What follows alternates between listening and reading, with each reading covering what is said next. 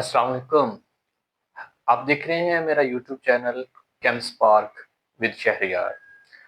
आज हम chapter number 9 को स्टार्ट करते हैं, केमिकल इक्विलिब्रियम। केमिकल इक्विलिब्रियम को स्टार्ट करने से पहले आपको पता होना चाहिए कि केमिकल रिएक्शंस किसे कहते हैं।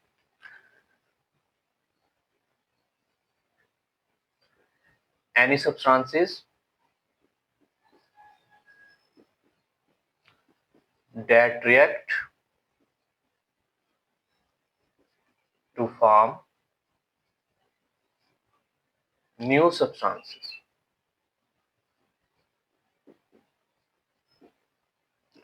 वो सब्सटेंसेस जो आपस में रिएक्ट करते हैं, रिएक्ट का मतलब है कंबाइन करते हैं, आपस में जुड़ते हैं, आपस में रिएक्शन करते हैं। जब वो रिएक्शन करते हैं उसके नतीजे में एक नया सब्सटेंस बनता है, एक नई चीज बन जाती है। मतलब एनी सब्सटेंसेस वो चीजें या कोई भी चीज जो आपस में रिएक्ट करती है, रिएक्ट करने के नतीजे में एक नई चीज बना दे, उसको हम नाम देते हैं रिएक्शंस। उसे हम केमिकल रिएक्शंस का नाम भी देते हैं। केमिकल रिएक्शंस में हमें दो चीजों का पता होना चाहिए। नंबर 1 रिएक्टेंट, रिएक्टेंट्स किसे कहते हैं, एंड नंबर 2 प्रोडक्ट्स किसे कहते हैं। दो चीजों को हम पढ़ते हैं केमिकल रिएक्शंस में, एक होता है रिएक्टेंट्स, एक होता है प्रोडक्ट्स। तो सबसे पहले हम रिएक्टेंट को देखते हैं कि रिएक्टेंट किसे कहते हैं। In a chemical reaction,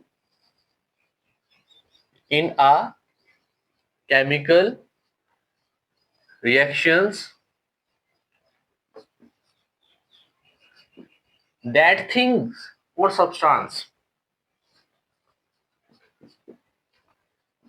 react, या फिर हम कह सकते हैं कंबाइन। किसी भी केमिकल रिएक्शन में वो चीजें जो आपस में जुड़ती हैं, आपस में रिएक्ट करती हैं, आपस में कंबाइन करती हैं, उन चीजों को हम नाम देते हैं रिएक्टेंट्स का। नाम से जाहिर है रिएक्टेंट्स, रिएक्ट करने वाली चीज जो आपस में जुड़ती है, आपस में रिएक्ट करती है, उसे हम किस चीज का नाम देते हैं, रिएक्टेंट्स का नाम देते हैं। अगर हम देखते हैं प्रोडक्ट्स को कि प्रोडक्ट्स क्या होते हैं। In a chemical reactions, in a chemical reactions a new substance will form। जब कोई केमिकल रिएक्शन होता है उसके नतीजे में कोई नई चीज बनती है, कोई नया सब्सटेंस बन जाता है, तो हम उसे कहते हैं प्रोडक्ट्स। तो रिएक्टेंट वो चीज जो रिएक्ट करती है, प्रोडक्ट वो चीज जो रिएक्शन करने के नतीजे में नई बनती है, उसे हम प्रोडक्ट्स का नाम देते हैं। आगे इसकी एग्जांपल को देखते हैं। एग्जांपल है हमारे पास, when hydrogen gas and oxygen gas react. जब हाइड्रोजन गैस और ऑक्सीजन गैस आपस में रिएक्ट करती है, रिएक्ट करने के नतीजे में वाटर बनता है, H2O बनता है।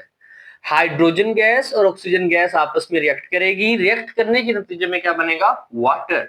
अब देखिए यहां पर हम इस रिएक्शन को सबसे पहले बैलेंस करेंगे कि लेफ्ट साइड पर रिएक्शन के एरो के लेफ्ट साइड पर देखें तो हाइड्रोजन 2 है, राइट साइड पर देखें हाइड्रोजन 2 है, ये तो बैलेंस है।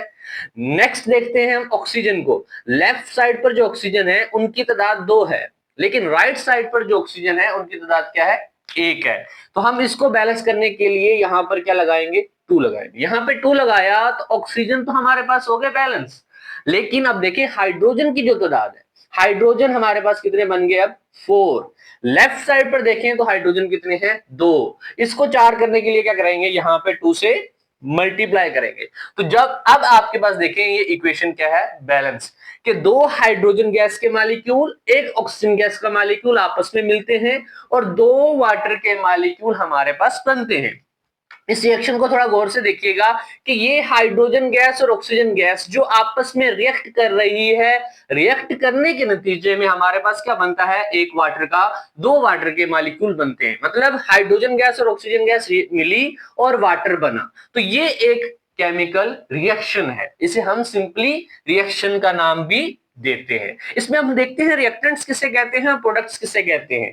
हाइड्रोजन और जो ऑक्सीजन जो एरो के लेफ्ट साइड पर है, जो आपस में जुड़ रही है, आपस में कंबाइन हो रही है, तो हम उसे किस चीज का नाम देते हैं, रिएक्टेंट्स का नाम देते हैं। वो हमारे पास क्या कहलाती है, रिएक्टेंट्स कहलाती है। इसके नतीजे में जो नई चीज बन रही है, नया सब्सटेंस बन रहा है, उसको हम किस चीज का नाम देंगे, प्रोडक्ट्स का नाम देंगे।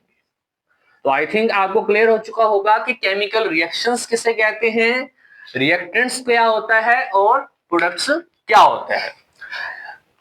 तो हमने अभी पढ़ा कि केमिकल रिएक्शंस क्या होता है, रिएक्टेंट्स क्या होता है और प्रोडक्ट्स क्या होता है। अब हम देखते हैं कि रिएक्शंस कितने किस्म के होते हैं। रिएक्शंस दो किस्म के होते हैं। सबसे पहली जो टाइप है हम उसको पढ़ते हैं इररिवर्सिबल रिएक्शंस। नाम से जाहिर है कि ऐसे रिएक्शन जो वापस नहीं जाएंगे, इररिवर्सिबल, रिवर्स नहीं होंगे। अगर हम इसकी प्रॉपर डेफिनेशन करें तो डेफिनेशन क्या होगी, a reaction, a chemical reaction,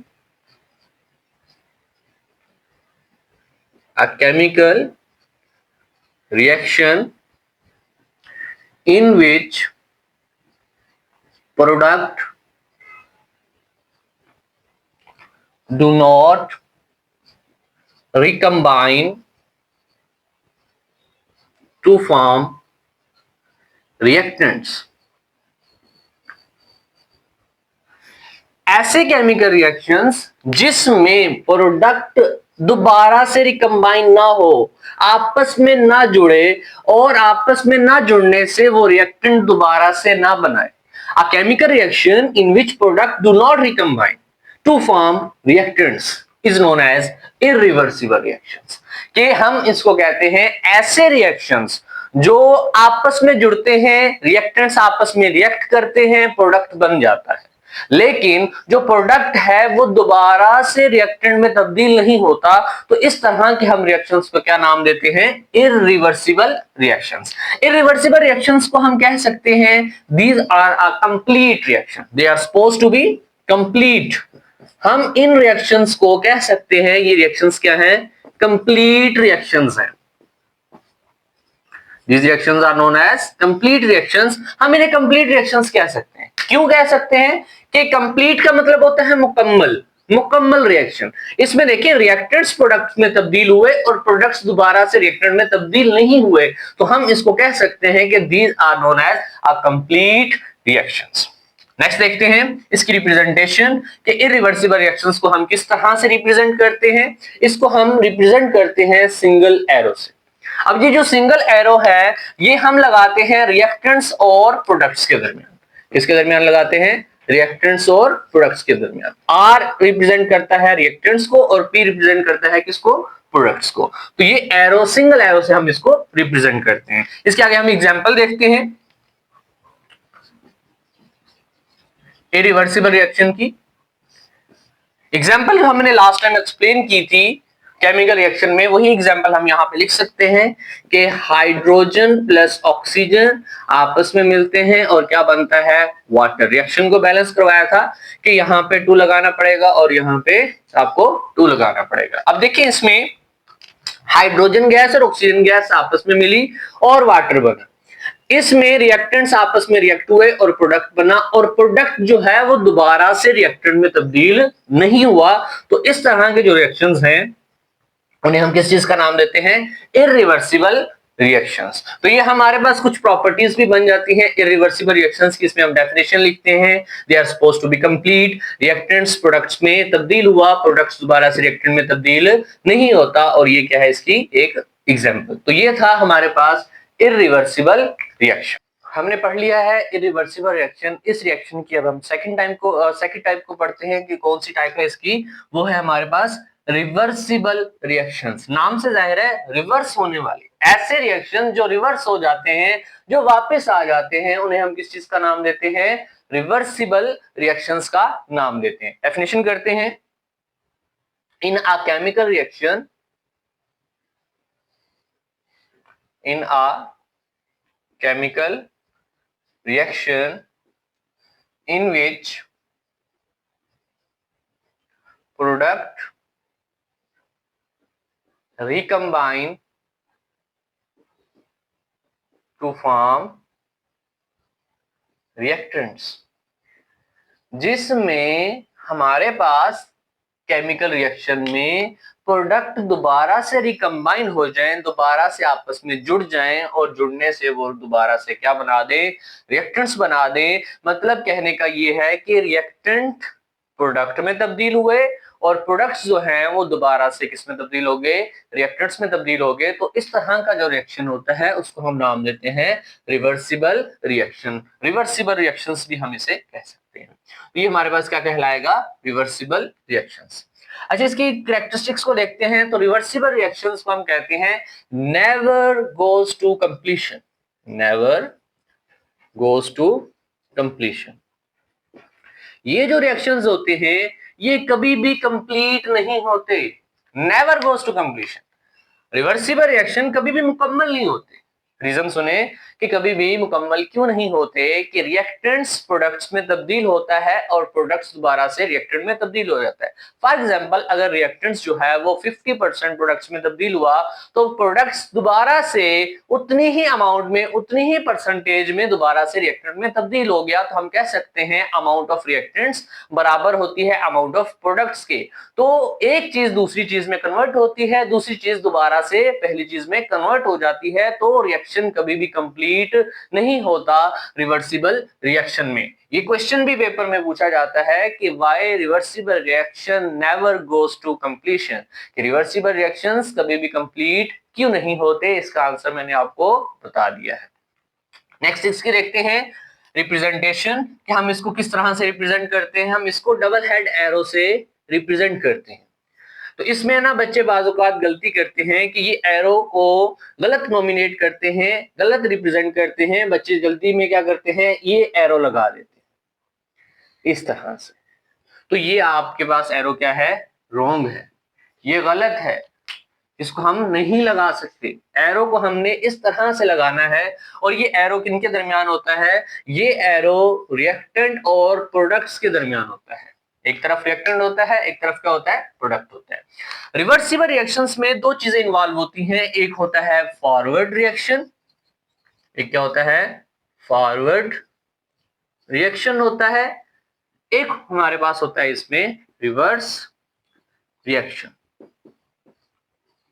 अब फॉरवर्ड रिएक्शन किसे कहेंगे, अब देखिए एरो को ध्यान से, कि इसमें जो एरो आगे को जा रहा है, प्रोडक्ट की तरफ जा रहा है, उसे हम क्या कहते हैं, फॉरवर्ड। फॉरवर्ड का लफ्जी मतलब भी क्या है, आगे जाने वाला। और जो एरो वापस आ रहा है, पीछे आ रहा है, उसे हम क्या कहते हैं, रिवर्स, वापस आने वाला। प्रोडक्ट से जो रिएक्टेंट की तरफ आ रहा है उसे हम कहते हैं रिवर्स रिएक्शन। इसे हम बैकवर्ड रिएक्शन भी बोलते हैं। तो forward reaction and reverse reaction involve होते हैं रिवर्सिबल रिएक्शंस में। हम इसकी एग्जांपल देखते हैं कि रिवर्सिबल रिएक्शंस की एग्जांपल क्या हो सकती है। एग्जांपल देखें कि एग्जांपल में क्या होगा कि hydrogen gas plus iodine gas. जब हाइड्रोजन गैस और आयोडीन गैस आपस में मिलती है तो इसके मिलने से हमारे पास बनेगा hydrogen iodide. Hydrogen iodide, hydrogen gas और आयोडीन गैस आपस में मिली और क्या बना, हाइड्रोजन आयोडाइड। अब इस रिएक्शन को बैलेंस करते हैं। लेफ्ट साइड पर हाइड्रोजन 2 है, राइट साइड पर हाइड्रोजन क्या है, 1। तो सिंपली आप यहां पर क्या लगा दे, 2 लगा दे, तो हाइड्रोजन की तादाद क्या होगी, 2। आयोडीन की तादाद को देखते हैं। लेफ्ट साइड पर आयोडीन 2 है और राइट साइड पर भी आयोडीन क्या है, 2 है। तो ये रिएक्शन आपके पास क्या है, बैलेंस।